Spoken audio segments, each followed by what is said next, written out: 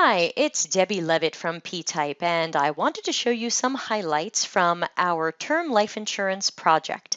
There aren't too many because unfortunately this is one of those projects where it seemed like they didn't want us to change things, but they wanted us to change things, but not so much.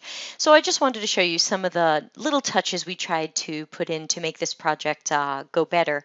So the client currently has a very long 3-page lead generation form full of things that we think people should not have to fill out on the internet. So one of the first things we tried to do was hide some follow-up questions with progressive disclosure. So here, do you have a life insurance policy? Yes. Well, then we can ask some of the follow-up questions, and if not, because one of the instructions from the client was they didn't just want questions removed. So even if we thought that they perhaps didn't belong, they had to stay. Here's an area where we actually reworded a question. We were concerned that the original wording was potentially offensive. I'm not too sure how it ended up, but the original question said, if you were adopted, click here to not answer questions about your health.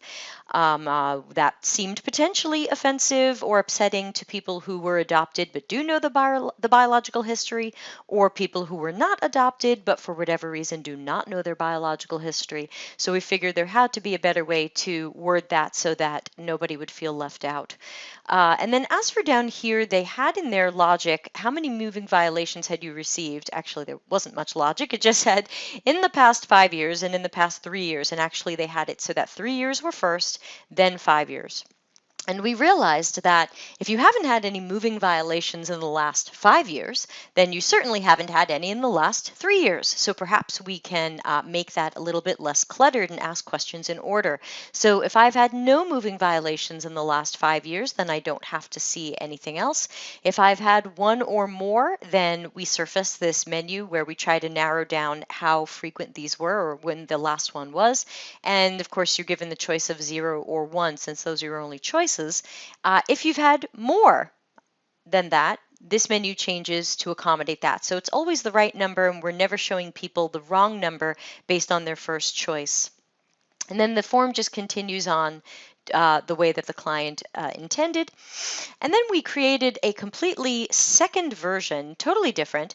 And the idea here was, what if we tried to make this look a little bit more like some of this client's competitors who are going more for a fast, easy one-page experience that would more quickly get potential customers into the lead generation funnel. So here we're just asking them a couple of quick questions. As they move through it, we have a couple of follow-up questions, just the most important ones. They can go back up if they'd like. And then finally, you're done. You're at the end. Fill out your contact information so this company can get in touch with you, and success and thank you. So those are a couple of quickie highlights from the life insurance project.